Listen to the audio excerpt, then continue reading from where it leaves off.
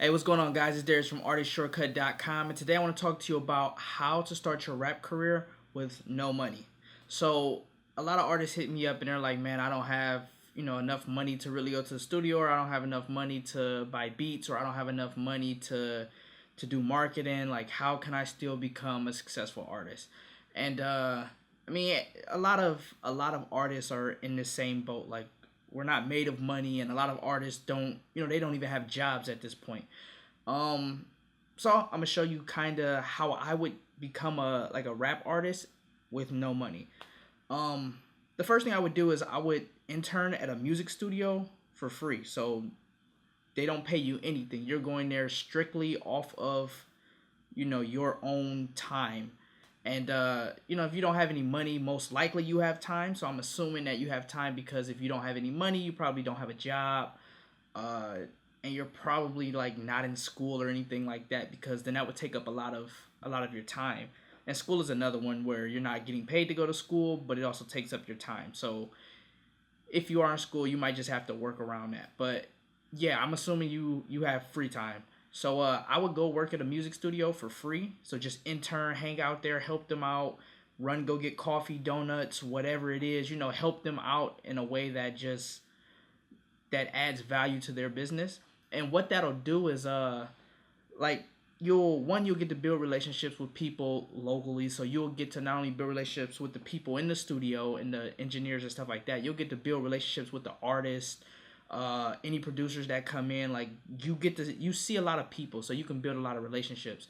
Another thing is you'll learn skills. So you'll learn like mixing and mastering, because you're in there all day, or you're in there for as long as your time permits, and you're just watching engineers do their thing over and over again. And sooner or later you'll learn, what this compressor does, or what this EQ does, or what reverb does, or delay, or side chaining, or whatever. Like, all of that stuff, you'll start to learn what it do, or what it does. And then like, yeah, you start to build those skills. And then like, as your skills develop and as you learn more, and you hopefully they let you practice. But if they don't right away, don't sweat it. Like, as you build a relationship with them and help them out more, you can easily just say, "Hey, man, like, I want to practice, mixing and mastering. I want to learn how to do this a little bit more. Do you guys think I could, like, you can show me a little bit more hands on? I'd love to help you guys out with some of the client work or whatnot." And yeah, as your skills start to develop, they may even assign you to client work. So not only are you there networking, and you're there learning, skills of being an audio engineer, but you're actually getting paid to do it now. So that brings in money for you. And then after, or not even after, if all else not fails, but if after, forget it, after everything, then you might be able to use the studio rooms. If they have more than one room or whatnot, you may be able to use that for free during like the open slot. So if they're not booked from 4 to 5 or whatnot, and nobody's coming to use it, if you have that relationship built with them already, you may be able to say, "Hey, nobody's coming in during this time slot. You mind if I just go in there, hang out, and record some stuff, or lay some stuff down?" And most likely they'll be cool with it. Like, they're not losing anything really. And because you've already built that relationship up, and they kind of trust you or whatnot, like, you'll be good with that, and they should most likely say, "Yeah." So once you've done that, and you kind of have access to a music studio for free, or they're paying you for client work, and then you can pay that money back to them for studio time, then you'll be in a much better position. And that's how I would initially start. And then I would say, look for local talent, because local talent is usually hungry enough where they're not like, "Hey, you got to pay full price for this." And I just use a producer as an example. You don't have to pay full price for a beat. They may be more lenient, or they may even want to work with you for free just to help get their name out there. And then because you have access to a studio, you're interning at a studio. It's like, "Hey, come down to such and such studio, and we can work on some stuff." So now you're adding value to them, because now they get access to a little bit more fancy equipment during your session that you're using for free at the studio. Um, and yeah, I would start with local talent for anything. If you're looking for DJs, you're looking for a graphic designer, whatever, I would start with local talent first. And they don't have to be the best. That's what people get confused with. Like, they need to be awesome at their job, and they have to have all these skills or whatnot.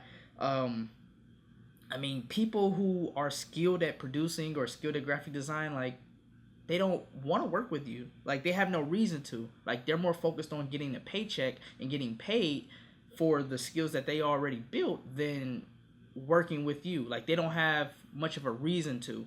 So I definitely would say start with mediocre talent, and you may have to work your way down and go into bad talent, but like the more you work with a producer or a graphic designer or whatnot, like they'll grow and they'll become accustomed to like what you like and how you like it, and then you two grow together and it becomes a artist and producer relationship, a Chief Keef and Young Chop, where it becomes a artist and graphic designer, or artist and manager, DJ, whatever it is.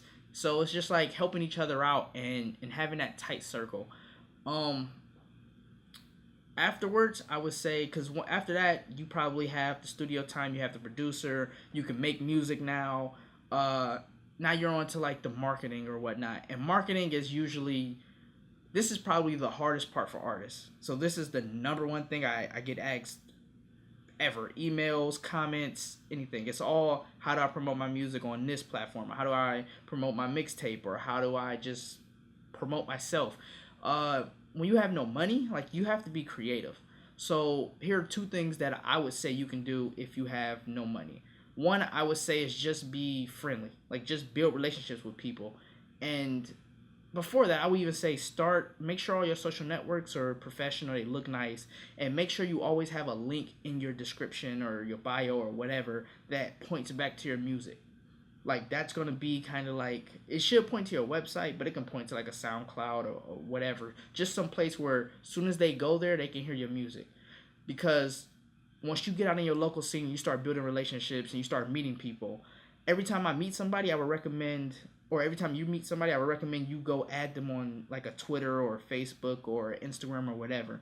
Because if they just met you, then it's fresh in their mind who you are. And then when you add them on social media, they're like, oh, that's what's the name? Or that's the guy I just met, or that's, whatever. And then from there, they'll probably, out of curiosity, if they had a good conversation with you, or they thought you were cool, or you dressed nice, or whatever it is, like, they'll look and see what it is you do. Like, people are nosy. So they might click that link in your bio and listen to your music. And then if they thought you had a good conversation, or you were a good, like, just a cool person to talk to, like, they may support your music even if they don't necessarily like it 100%. They may support you over just your music.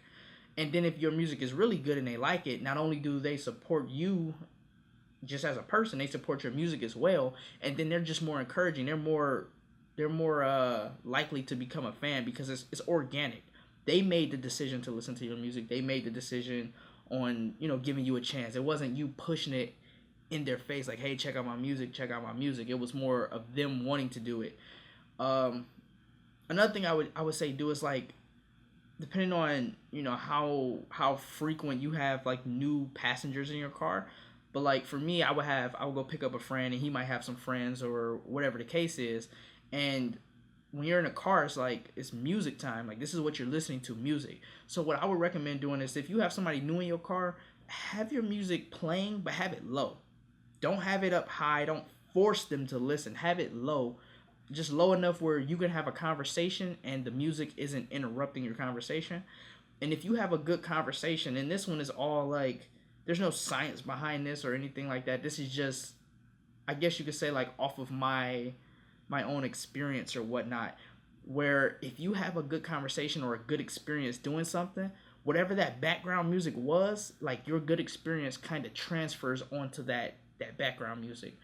So if you're having a good conversation and somebody is enjoying themselves, a passenger in your car, and that music is in the background, then you go add them on like a social media or like Twitter, Facebook, YouTube, whatever, and then they go listen to your song just out of curiosity, or your music, and then they hear that again, they're like, oh, like, that's what was playing. And kind of those feelings from like that good experience transfers over to that music.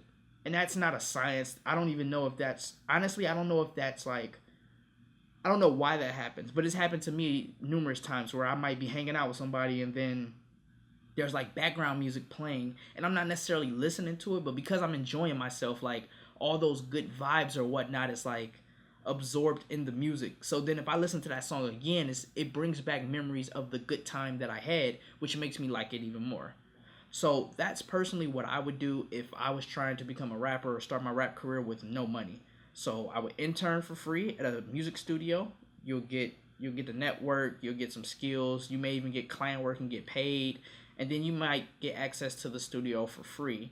Then I would just start locally when you're kind of recruiting talent or looking for somebody to build with, and start with those with like mediocre kind of talent, because the top talent doesn't want to work with you because they're too busy being the top talent and dealing with other top talent people. Uh, and local people are usually more hungry. And then just promote your music in a non-direct way or non-aggressive way, so you can meet people, be real nice, be cool, and then add them on like a Twitter, Facebook, or whatever, and then they might, out of curiosity, click the link and see what you do. And if they don't click the link, that's fine. You keep building a relationship with them. They're gonna want to support anything you do because they like you as a person. They support you as a person.